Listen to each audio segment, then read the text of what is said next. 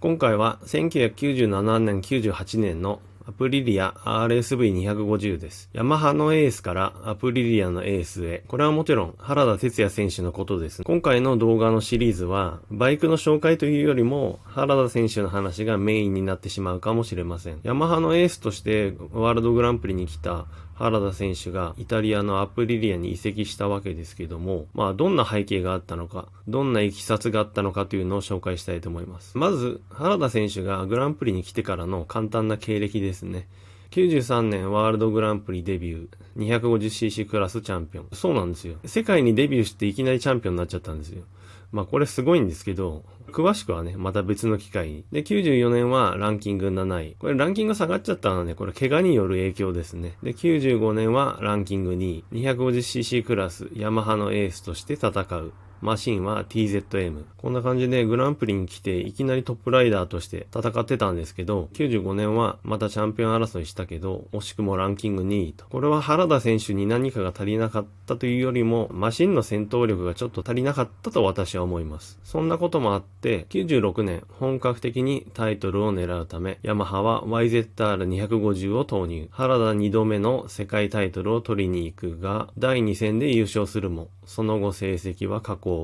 第12戦イモラグランプリ後、原田の参戦休止が発表される。はい。96年はめちゃめちゃジェットコースターですね。さっき紹介した TZM っていうバイクは、もちろんヤマハワークスなんだけど、市販車ベースのワークスマシン。で、YZR250 は完璧な専用設計のワークスマシンなので、本格的にこの時はタイトルを取ろうとしてたんですけど、それどころか原田選手はシーズン途中でいなくなってしまいました。理由はいろいろあるんですけど、今回もレーサーズを参考にしてるんですけど、96年のヤマハのことを知ってる人がもう引退してしまったり、もうこの世にいなかったりして、取材はできなかったそうです。これがメインじゃないんでね、問題が起きて原田選手は離脱してしまったと。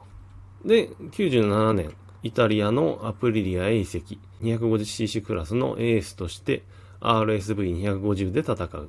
イタリアメーカーのワークスチームに移籍し、エースとして戦うのは、当時日本人ライダー初の快挙だった。ヤマハのエースがイタリアのエースになっちゃったんですね。これは大ニュースでしたね。大ニュースつっても、日本はバイクのレースが完全に無視されてんので、世間ではニュースじゃないですけど、バイクの世界では大ニュースでしたね。これを F1 で例えるなら、中島悟がフェラーレに呼ばれたぐらいな感じですね。これがすごい簡単なグランプリでの原田選手のいきさつというか、移籍までの数年間です。はい。今度はアプリリアはどういう状態だったのかっていうのを紹介します。まずアプリリアの首脳陣。これ首脳陣って書きましたけど、現場責任者の方が正しいですかね。まず左のおじさんがヤン・ウィットベン。技術側の責任者ですね。車体、エンジン、電子制御、すべてを取り仕切る。日本のメーカーと違って、このヤン・ウィットベンさんがバイクのことをすべて決めてます。技術的なことはすべてヤン・ウィットベンさんが責任を背負ってます。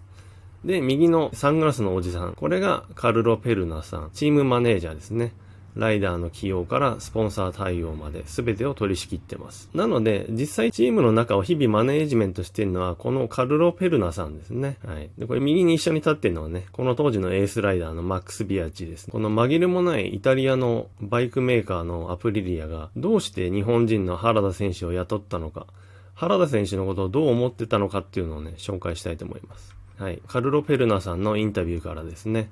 93年に哲也が所属したチームのピットに行っては、哲也の仕事ぶりを見ていたんだ。それは GP 参戦1年目のルーキーのものとは思えない堂々としたもので、ヤンはすぐに哲也に心を奪われていたよ。ピットに行けば行くほど、哲也をアプリリアで取ったらどうだろうと相談してきていたんだ。アプリリアに来る全然前、グランプリに来たばっかの原田選手を見て、カルロさんとヤンさんは原田選手にいきなり続行になってたんですね。まずこれがすごいですね。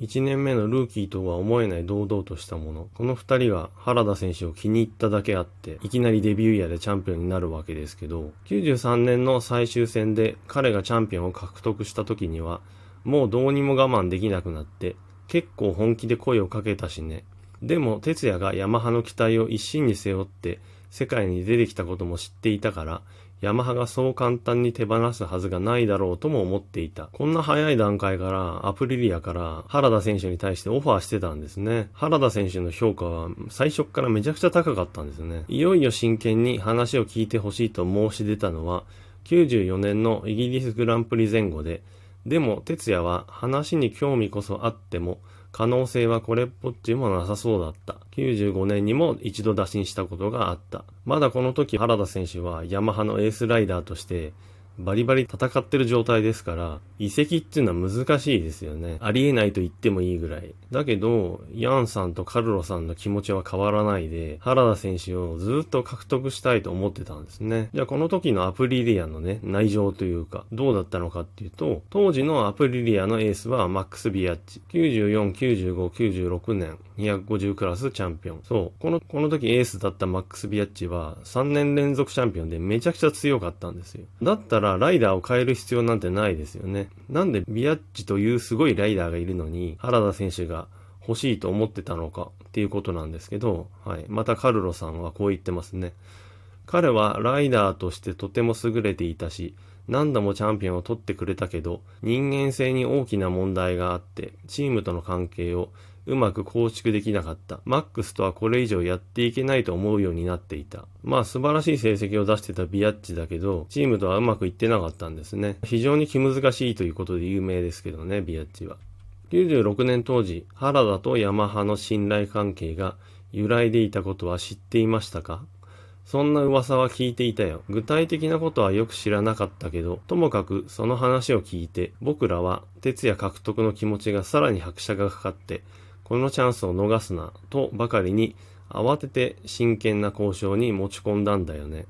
ずっと原田選手を獲得したかったカルロさんからすれば、ヤマハとうまくいってないっていうことは、まあ朗報だったわけですね。もうこれはチャンスだってことで真剣に交渉したと。まあで実際にね、原田選手は来ることになったわけですけど、そもそも原田のどんなところが魅力だったのでしょう。ヤンはライダーとしての哲也に続婚だったけど、僕はその人間性も含めて彼にとても魅力を感じていたんだ。彼とだったら必ずいい仕事ができるし、チャンピオンを取れるという確信があって、僕の場合、仕事はすべて人間関係から成り立っているから、人を見る目には自信がある。はい。とカルロさん言ってますね。まあ、レースチームである以上ね、もちろん速いライダーが欲しいわけなので、その部分での評価ももちろんあるんですけど、意外なことに、人間性をとても褒めてますね。で、カルロさんは仕事っていうのは人間性ありきだっていう考え方なんですね。で、彼とだったらチャンピオンを取れるという確信があった。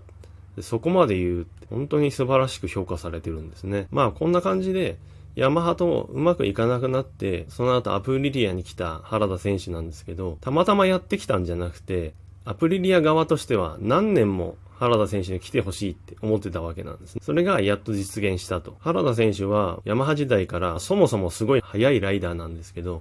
このアプリリアの移籍も含めて、私にとっては一番のヒーローですね。F1 ドライバーでもなくて、500cc のライダーでもなくて、一番自分の中で応援してた日本人の選手っていうのは間違いなく原田選手です。実力でイタリアのチームに呼ばれてエースとして戦えるっていう、こんな日本人がいるんだというね、本当に衝撃でした。はい。まあこれがアプリリアへ移籍が決まるというとこまでの話です。まあ次回は移籍が決まって走り出すところ、アプリリアのマシンに初めて乗った原田選手の感想とか、まあその辺をね、紹介していければと思います。はい。バイクシリーズね、始めて何本か作ってますけど、引き続きコメントをくれる方、新しくコメントをくれてる方、はい、皆さんありがとうございます。いつもコメントくれたり、いいねを押してくれたり、運営する側の私としては大変助かります。モチベーションにもなりますし、皆さんがね、いいねとかコメントくれると、おすすめとしてね、どんどんYouTube の画面に表示してくれるので、はい。まあ、これからはこのアプリリアシリーズの動画を作りますので、はい、よろしくお願いします。